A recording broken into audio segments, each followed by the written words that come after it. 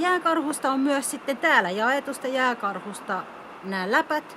Ja niistä voi tehdä kuinka koristeellisia, minkä muotoisia tahansa. Ja niitä voi tehdä myös sit irrallisena. Tämmöisiä jääkarhuhörhöjä, mitkä muistuttaa ihan just noita läppiä. Ja tää ei ole nyt sitten sen ihmeellisempää. Näähän on nyt koristeltuja. Mutta sen voi tehdä myös koristelematta. Se miten mä yleensä lähden liikenteeseen, mä teen tonne tommosen pään ja leikkaan sinne pienen siron juuren.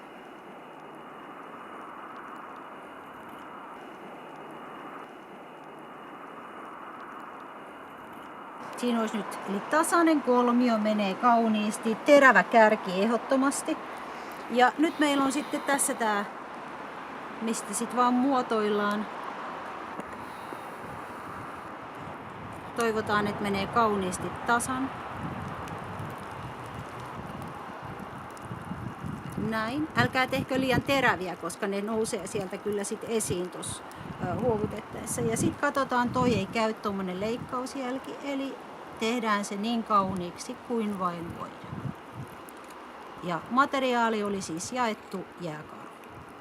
Itsehän mä oon sit näissä esimerkiksi, niin sit mä oon neulannut kaikkea jämää tohon. Ja tässä paras neula on taas sitten lyhyt Pro tai Spessu Pro.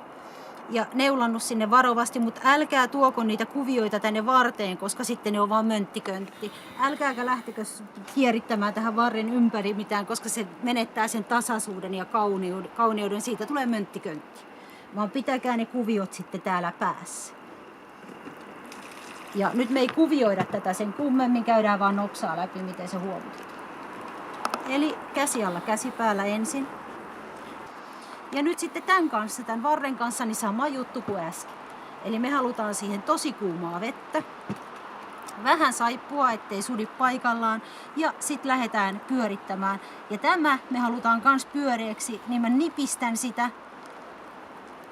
Ja nitkutan sitä tähän, että mä saan sen lähtemään siitä pyörimään. Ja taas vieläkin muistutan, että kevyesti ensin.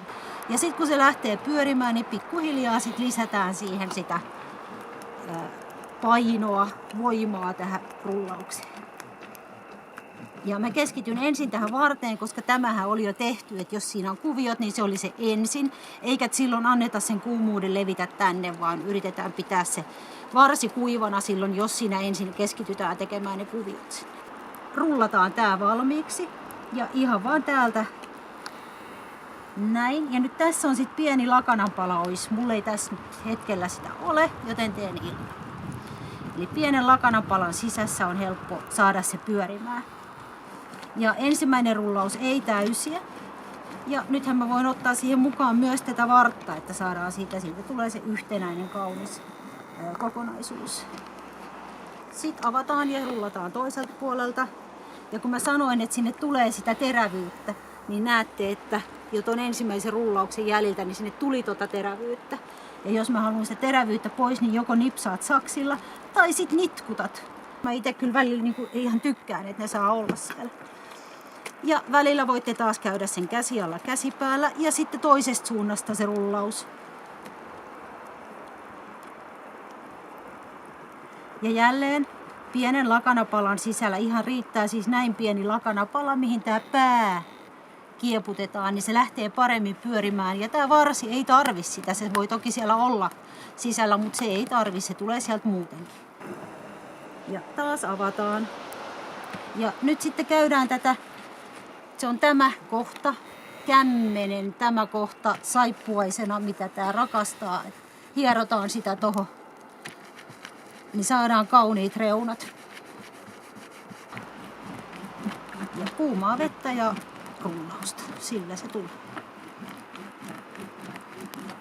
Sitten jos te teette jotain oikein isoja, niin Kuopahan tykkää semmosesta räiskimisestä ja niin kuin hakkaamisesta ja kovista otteista. Niin se myös tykkää ihan tämmöisestä. Että sitä voi hakata näin. Samat ohjeet taas tähän huuhteluun, eli ensin kuumaa vettä ja värijäämät pois. Ja sen jälkeen sitten kylmää vettä niin, että se oikeasti pääsee se kylmä sinne vaikuttaa. Tää on tiukkaa, kovaa huopaa. Se kestää ennen kuin se kylmä pääsee sinne kunnolla vaikuttamaan. Ja sit vaan muotoilette ja lypsätte ja pistätte sen